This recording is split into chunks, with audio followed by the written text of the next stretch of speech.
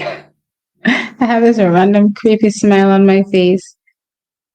Just waiting to make sure that I see some people in here. Right now, I'm, close to being a zombie. I am a ghost right now because I've been up stalking, lurking in the night. So I'm clearly a ghost. Oh boy. Listen, my body's hurting me. I need to go to sleep. All right, this is it. So let's get into it. Um, this won't be long. We're just gonna do a quick just talk about what happened with Elaine tonight. Hey Ryan, thanks for showing up. Check it as usual. Let me know who is in the chat here with me or who is on the live here with me. All right, so Elaine Thompson Herah, season opener, 11.23 seconds. So I like to give backstories before obviously I get into my thought process as it relates to the events unfolding in the race, right? So prior to getting into the race, obviously everybody hyped me up on the live. Hyped me up on the live about Elaine running today. So I was already in that mood, to expect something great. And now thinking back, I'm thinking to myself, you kind of shot yourself in the foot there, you know, not being realistic in your brain, in your mindset, in terms of, what to possibly expect from a first out well, not a first run, but it's been a while since she did that 200 meters way back. So yeah, I definitely I was very, very, very hyped up. And as I said, I was lurking through the night. I had some binoculars spying in every little corner I could be spying for any news in relation to Elaine and this race. I swear I've been losing my mind, right?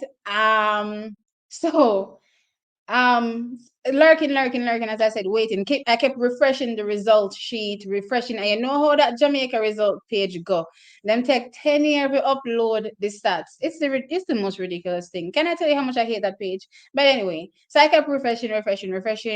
Not getting any information until finally somebody told me, thanks so much for letting me know the information. And then in short order, now you're starting to see the information follow through on Twitter with the 11.23. Then again, I did catch her on a live.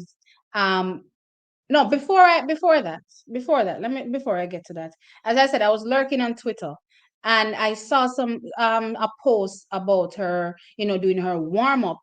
And I kid you not, when I looked at that race, she looked really, really good. Not the race, but just that little first what you don't call that no. One first little 60 that's how you do on a little straight when you do your little warm up. I kid you not.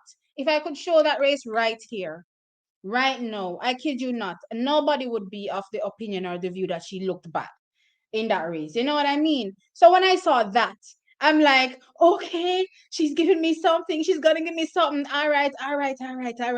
Maybe the kind of bubbly, the kind of excitement isn't a little too much. You know what I mean? Yeah. But still, getting the news now of the time that she run the 11.23, I was a little nonplussed because I was just thinking to myself, that's not what I was expecting with all my hype. Now, realistically, obviously, now I'm back to reality, and I'm like, okay, that's fine. That's a fine time.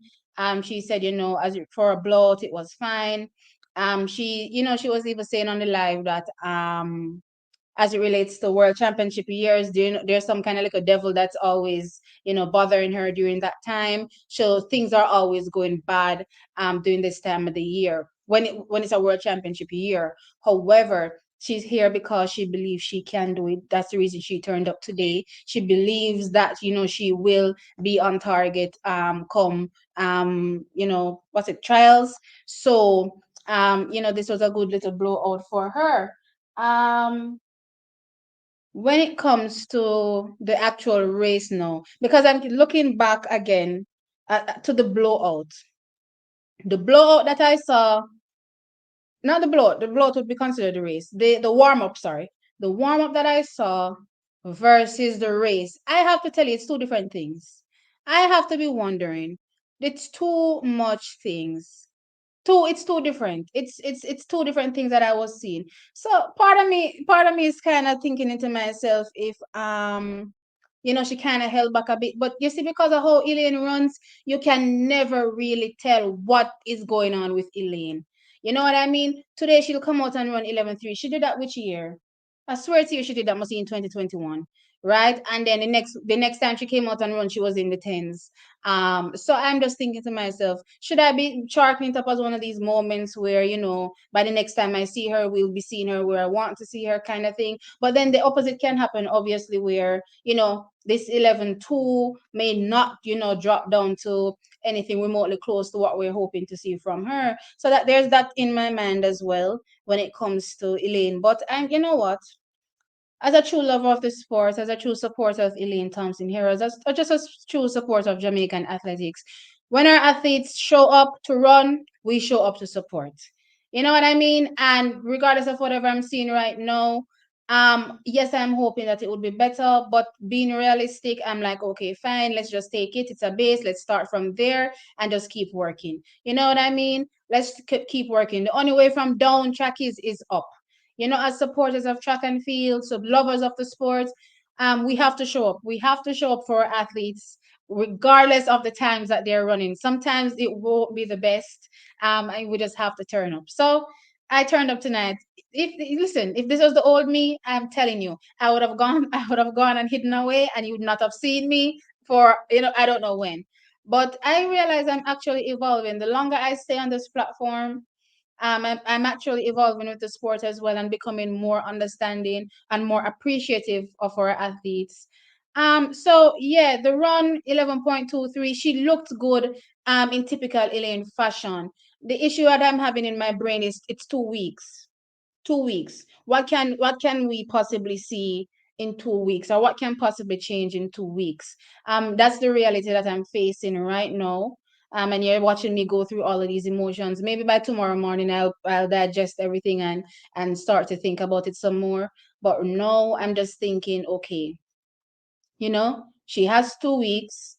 What she has to get it together in 2 weeks. Get together and try to at least get to a 10-8 low to make that team. It's the same 10-8 low that I'm giving everybody. Save the ones that are clearly gonna be in 10-7 shape.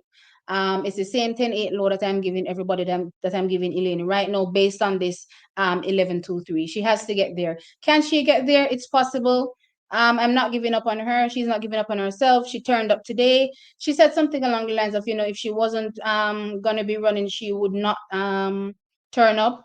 So the mere fact that she's running, she may be able to pull something out in 2 weeks, hopefully. So I'm just hoping for the best. I'm just hoping for the best. Right now, track is all we can do, honestly, is just hope for the best.